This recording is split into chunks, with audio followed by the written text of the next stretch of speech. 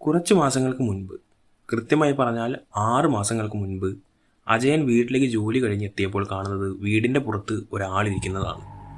പക്ഷേ അന്ന് അവൻ്റെ വീടിൻ്റെ പടി കയറി വന്നപ്പോൾ അജയൻ അറിയില്ലായിരുന്നു, ഈ രാജ്യം മുഴുവൻ പേടിക്കുന്ന, കണ്ടുപിടിക്കാൻ ആരൊക്കെ ശ്രമിച്ചിട്ടും കഴിയാതെ പോയ ഒരാളാണ് ആ ഇരിക്കുന്നതെന്ന്. അജയൻ അടുത്തെത്തിയതും അയാൾ ചോദിച്ചു. അജയൻ, 39 വയസ്സ്, ഇവിടുന്ന് കൃത്യം 17.65 കിലോമീറ്റർ ദൂരെയുള്ള ഒരു ബാങ്കിൽ ജോലി ചെയ്യുന്നു. വൈഫ് അനിയത്തി മാത്രമേ ഉള്ളൂ.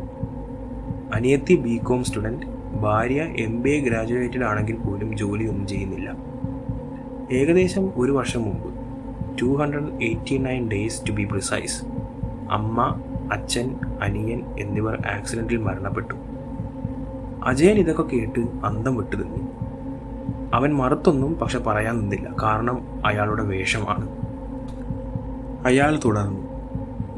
ഞാൻ എന്നെ ഇൻട്രൊഡ്യൂസ് ചെയ്യാനൊന്നും നിൽക്കുന്നില്ല, ചെയ്യാതിരിക്കുന്നതാണ് നല്ലതെന്ന് തോന്നുന്നു. ഞാനൊരാളെ കൊല്ലാൻ പോവുകയാണ്, അതിന് നിന്റെ സഹായം എനിക്ക് വേണം. അജയൻ ഒരു നിമിഷം ഇയാൾ എന്തൊക്കെയാണ് ഈ പറയുന്നതെന്ന് ഓർത്തുപോയി. പക്ഷെ അയാളെ എതിർത്ത് സംസാരിക്കാനൊന്നും അവന് തോന്നിയതുമില്ല.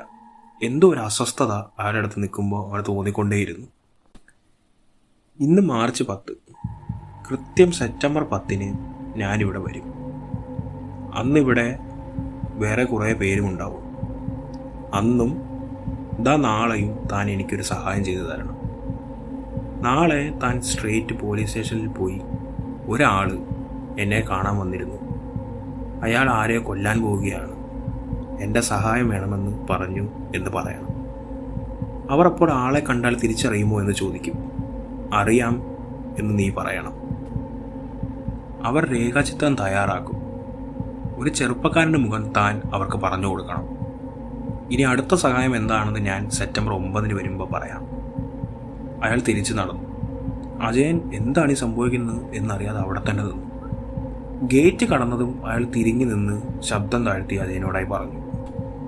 എന്നെ സഹായിച്ചാൽ സെപ്റ്റംബർ 10 ഇതെല്ലാം അവസാനിക്കും. ഇല്ലെങ്കിൽ സെപ്റ്റംബർ 10 ഞാനിവിടെ വരുമ്പോൾ തനിക്ക് ബാക്കിയുള്ള 2 പേരെ കൂടെ ഞാനെടുക്കും. ഇത്രയും പറഞ്ഞ സ്ഥിതിക്ക് ഞാൻ ആരാണ് എന്ന് പറയാതിരിക്കുന്നത് ശരിയാവില്ല.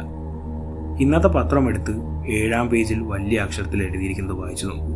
പിന്നെ അതിൽ കൊടുത്തിരിക്കുന്നത് പോലെ 27 അല്ല, 53 കണക്ക്. ഇത്രയും പറഞ്ഞ് അയാൾ നടന്ന് ഇരുട്ടിലേക്ക് മറഞ്ഞു പോയി. അജയൻ അകത്ത് കയറി പത്രമെടുത്ത് 7-ാം പേജിൽ ആ വാർത്ത വായിച്ചു. രാജ്യത്തിൻ്റെ പല സംസ്ഥാനങ്ങളിൽ 27 പേരെ കൊന്നുകളഞ്ഞ ദ ഇൻവിൻസിബിൾ കില്ലർ കുറച്ച് ഒരു വിവരവും ഇല്ലാതെ ആയിട്ട് ഇന്നേക്ക്